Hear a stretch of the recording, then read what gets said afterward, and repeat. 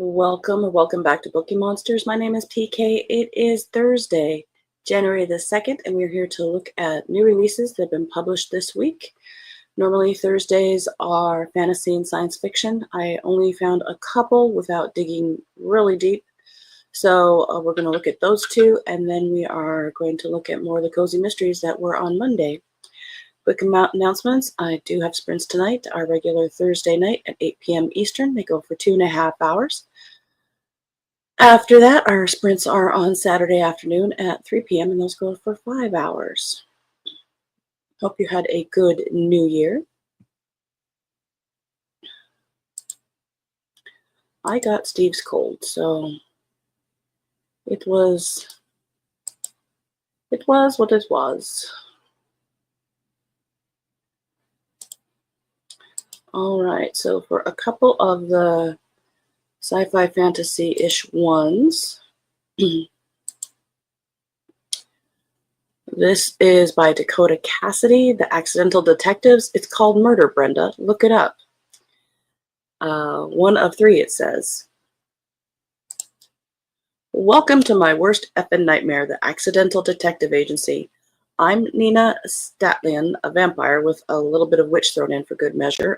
A psyche magic-less one for those interested. My best friends, Marty, a werewolf, and Wanda, a half-sea, have talked me into opening a detective agency for paranormals. Let me be clear, I do not want to be a detective, and I think this eye is banana pants. Now the dungeon in my castle is in Long Island is our new office I call the murder basement, filled with watercolor landscapes, throw rugs, and uncomfortable furniture, all in the name of making our clients comfortable. That said, my partners in this new adventure don't care about all my protests. That's how we end up with our first client, Brenda Bronkowski, an older vampire the human police are hunting down for murder. Brenda fell for one of the oldest tricks in this new age of technology's book, a romance scam. Lonely and sad with only her pets for companionship, Brenda hooked up with a human, a much younger one. You guessed it, Brenda was catfished. Now, that much younger human, Owen Barker, is dead, leaving behind a wife and 2 kids. Brenda swears that she never even met him, let alone murdered him, and she's come to us for help finding the person responsible for his murder. Not only is the suspect list low, like we only have 2, there's a glitch, and it's a big one. The clan. They don't like it when a vampire's been accused of murdering a human. They take you out, ask questions later. Brenda's technically a fugitive we're harboring while we investigate. It's bad enough that the human police like her for Owen's murder, but if the clan finds out we've got her holed up in the murder basement, it won't only be curtains for Brenda. Our little private investigating gig could be over before it's really begun. Which wouldn't exactly be the end of the world for me, but my overachieving BFFs would never let me hear the end of it. That means we need to solve this pronto so we can get the clan off our backs, but more importantly, so Brenda doesn't end up expunged.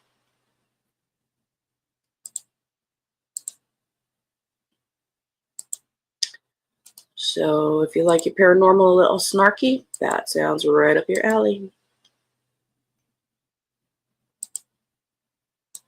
Hi, Ms. Blogger. Good morning. Did you have a good New Year? For Whom the Bell Tolls by J.C.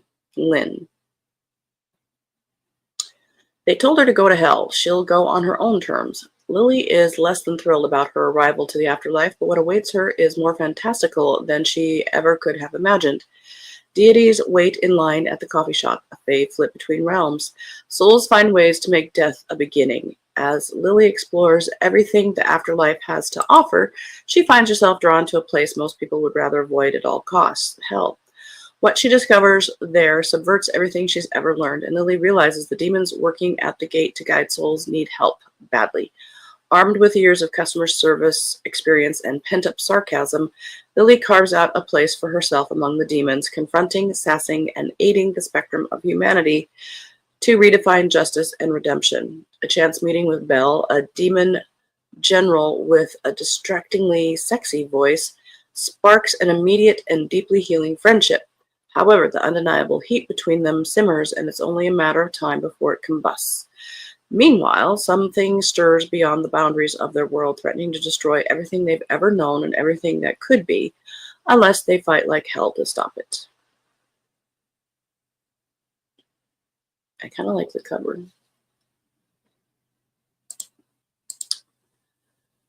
And that's really kind of it for fantasy and sci-fi this week. Hi, Emily. How's it going? Hi, Elena. Are you having a good morning? You doing okay? Hooray for 2025. Indeed. Hi, Mary. Good morning. Happy Thursday. Off to volunteer at the library later this morning.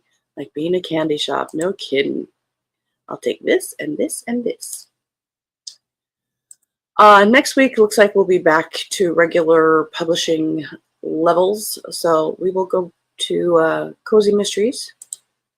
Take up where we left off. Roost in Peace, 29th in the Eddie Smith Amish Mysteries by Samantha Price. Good for that author.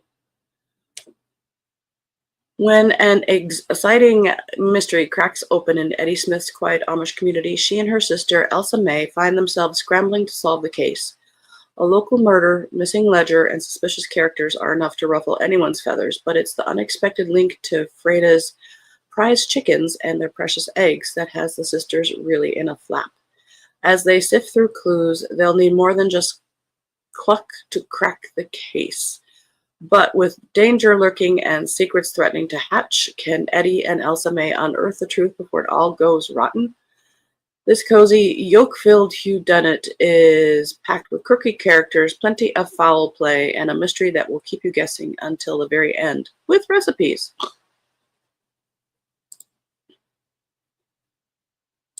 I don't know, they packed in a lot of puns.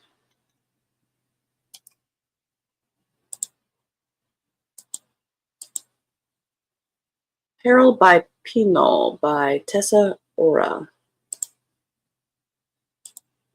Yes, oh good. I mean, I slept in today and just woke up. Oh, that sounds lovely. Anya is no stranger to pairing wine with gourmet Italian dishes, but when a notorious critic drops dead in front of her tasting booth, she's haunted by the dizzying tale of secrets and murder. She's a chef, not a sleuth, but when the charming detective Ethan asks her to use her wine expertise to assist in this chilling case, Anya can't help but dive in deep. After all, murder spoils their idyllic Italian town like tainted wine. Suspects range from Damiano, a slick-talking wine merchant, to Antonio, the suspiciously suave sommelier. Even her lifelong friend Fabrizio is caught whispering with dangerous shadows. Corky, her clue-digging beagle, suddenly sniffs out a telling wine bottle. With this revelation, Anya's knowledge of a deadly scam in the wine world is enough to get a person killed. She must uncork the truth and expose the culprit before the killer decides Anya is going to take her last sip.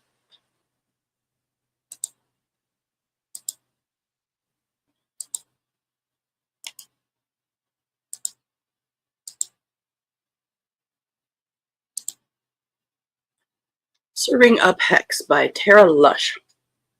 5th in the Crescent Moon Mysteries. Mary asks, is it obligatory to include a recipe in any Amish theme book? Seems like there usually is one. Nice bonus, I'm sure. It's almost obligatory in Cozy Mysteries for sure. This is 5th.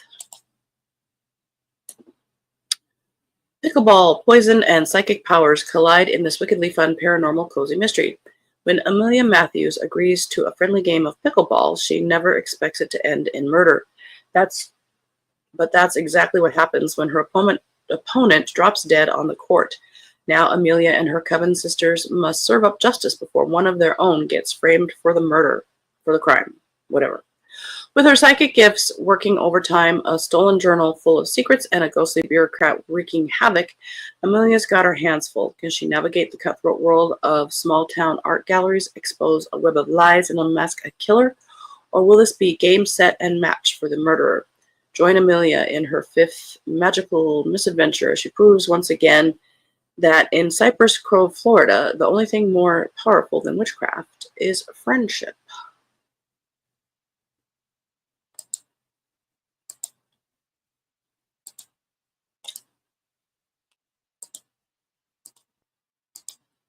Murder at Raven's Hollow by Louise Marley, third in the English Village Mystery.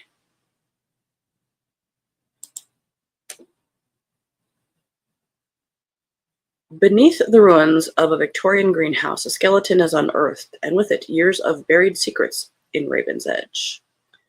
When decades-old human bones are discovered beneath the old glass house behind Foxglove and Hemlock, the local florist D.S. Harriet March and D.I. Ben Taylor find themselves digging into Raven's Edge's murky past. As a frosty wind whips down the cobblestone lanes of the village, the two detectives feel an ominous chill that has nothing to do with the weather. The discovery coincides with the arrival of enigmatic drinking game novelist Iris Evergreen at Raven's Hollow, a gothic monstrosity of a mansion that's been sitting empty for years. Harriet is shocked to uncover a web of hidden secrets connecting the skeleton, Raven's Hollow, and, most alarmingly, her own family history. Just as Harriet begins to piece together the puzzle, a heavy snowfall blankets the village, and there, half buried in a snowdrift outside Raven's Hollow, lies another body, this one still warm. As sirens wail in the distance, Harriet realizes with a shiver that this killer is anything but history. The past and present have collided in Raven's Edge. Will D.S. Harriet March be the one to pay the price? Technically, it's here as a cozy, because it's an English Village mystery, but it's being done by professionals, D.S. Harriet March and D.I. Ben Taylor. So it's also sort of not cozy because it has professionals. But here we are in the cozies.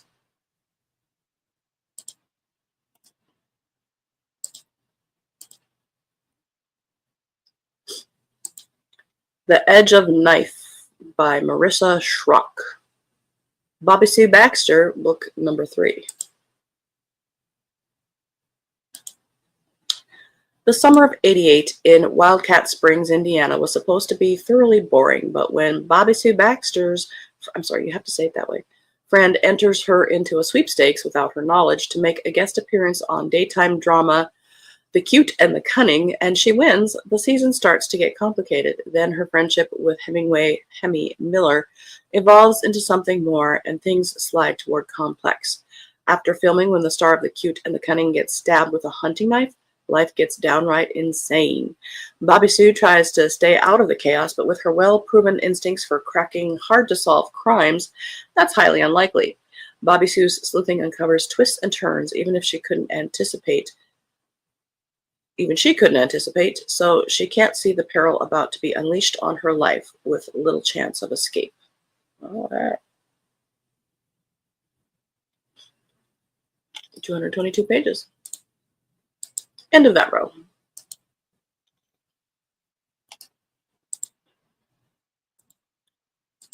The Body in the Hallway by Diana Zarissa. I tell you, I think she's more prolific than Tanya Kappas. She's got multiple series going on. And she cranks them out. Good for her. Sunset Lodge Mysteries, book number 8. Abigail is happy to spend a day at a shopping mall a few hours away from home with her boyfriend, Mark.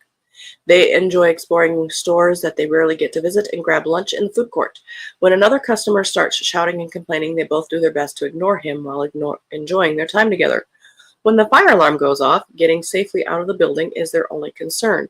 Security sends them through a door and down a staff-only hallway full of storage spaces for the various stores. They've really nearly reach the exit when they see the body. As Mark tries to help, Abigail calls the police, and they both recognize the victim. The man who'd been shouting at everyone in the food court just a few hours earlier met his untimely end in a dimly lit hallway. And now Abigail and Mark are witnesses in another murder investigation, but this time they're not in Nightshade.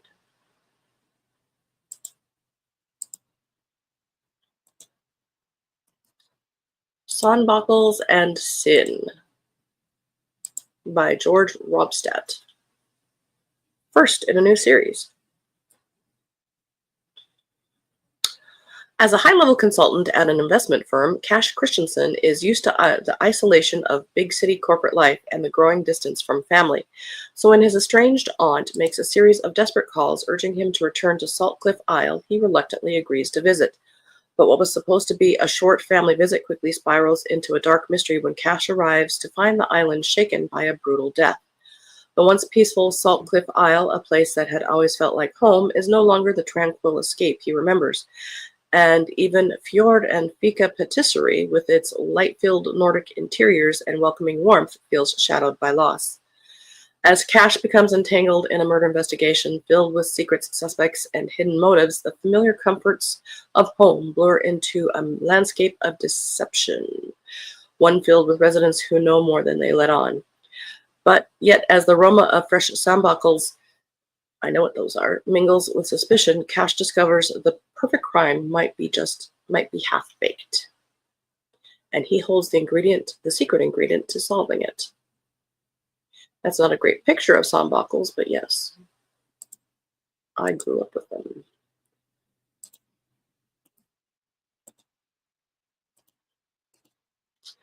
The Cream Tea Killer by Judy Lee, third in the Morwenna Mutton series.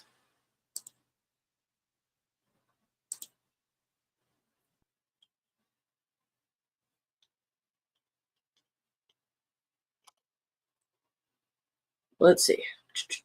Morwenna Mutton should be living the quiet life of a librarian and grandmother in Cornwall's beautiful sealed bay, if only dead bodies would stop turning up. After the excitement of her last investigation, amateur sleuth Morwenna is looking forward to things getting back to normal. When local DJ Irina asks to meet, however, desperate to share information she has discovered regarding the nefarious goings-on, Morwenna can't resist. But Irina never arrives for the drink. Instead, her body is washed up on the beach, an apparent victim of an accidental drowning. At once keen wild bather, a once keen wild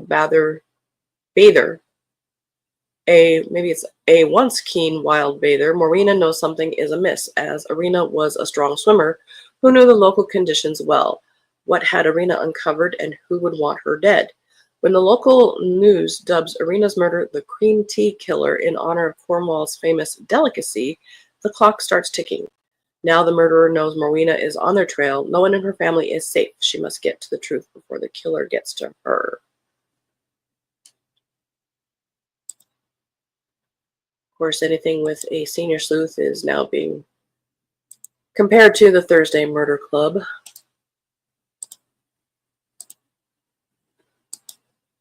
M.J. Tro has a new one in his Schoolmaster Murder Mysteries, 18th in that series, Maxwell's Return. Meet Peter Maxwell, film buff, golden-hearted cynic, bow-tied eccentric teacher, and reluctant amateur sleuth. Peter Maxwell returns from his year-long sabbatical in America expecting a nasty case of jet lag. Instead, he lands in the middle of a nasty case of murder. The body of 14-year-old schoolgirl Josie Blakemore is discovered on Leeford Beach. She's been strangled. Then another 14-year-old girl is found murdered on the same beach, and a third girl goes missing. The prime suspect is Bernard Ryan, deputy head of Leeford High. He's the strictest teacher at the school, but is he a killer? Determined to prove his colleagues' innocence, Maxwell sets out to uncover the truth. He's always caught the killer before, but could this be the case that breaks him?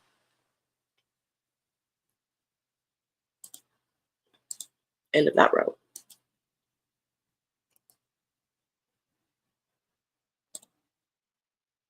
Oh, we do have a duplicate there. All right.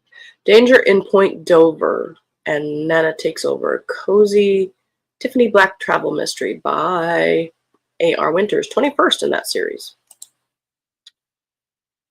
When Tiffany, Rosie, and Nana visit the island of Point Dover, they find a small town full of intrigue and deceit. Nana insists they investigate the recent murder of a journalist. Could Marianne Calhoun have uncovered a dark secret? Was that why she was killed? When local thugs come after them, can the trio stay safe, or will they end up like the journalists? And that's all there is for that description. We already did it's called Murder, Brenda. So our last one here. Look at that for timing. The Rise and Fall of Miss Fanny's Biscuits. Oh, another cozy mystery. by Amish by Wanda E. Brunstetter and Martha Bolton. Why are baking contestants disappearing? Mysteries have a way of following Fannie Miller, so when she makes it into the finals of the Tuscarawas County baking contest and contestants start disappearing, she calls on her old friend Foster Bates, a retired cop and part-time private investigator. Could it be that other finalists are somehow responsible for these disappearances, thinning out the competition? Like the couple on verge of divorce who need the prize money, or the three Beeler sisters who always in a huddle whispering. One thing is for certain, Foster and Fanny will stay on the case until the end, and everyone involved will have learned something important about baking contests, solving mysteries, and life.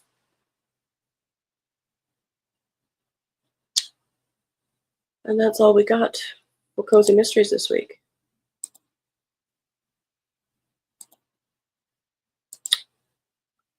Tomorrow is Friday, Freeform Friday. You're off from work today? Oh, enjoy your day. We might be looking at January is the Midwinter Histmist readathon that I'm hosting. There are no prompts, just read as thou wilt any historical mysteries that you enjoy. So tomorrow we might be looking at some historical mystery options if you like. Elena says, I should be back next week, January 6th. Wow, so it looks like you've got a few days off. That's wonderful. I will see you tomorrow, Elena. Enjoy your day. So quick announcements. Again, I do have sprints tonight at 8 p.m. Eastern, and they go for 2.5 hours. Bring your own book, work on a project, or just close your eyes after a day. Entirely up to you. And Elena says, don't be a bookworm. Indeed. As Elena says, don't be a bookworm, be a bookie monster. Nom nom. Have a good day and God bless. Let's see, how I'm feeling today. Much better. No, it's getting me. I'm considering going home this afternoon if it doesn't get much better, but it's a cold. Bah. But thank you for asking. All right, have a good day, guys.